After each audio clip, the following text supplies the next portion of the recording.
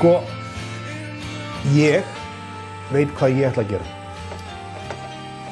Ég ætla aldrei aftur að sitja í sófanum heima hjá mér og bíða eftir því að einhverjir aðrir geri hlutina fyrir mig. Ég ætla aldrei aftur að kjósa yfir mig svona fólk. Þá á ég við þetta fólk sem að til dæmis kom á þessu kvótakerfi og kom síðan á framsali kvóta.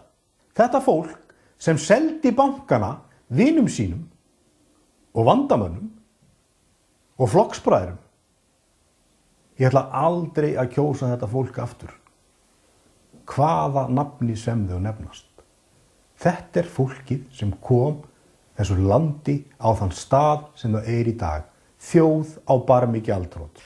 En hér situr maður og ég meina, ég er að vera gjaldþrota á minna en ekki neitt.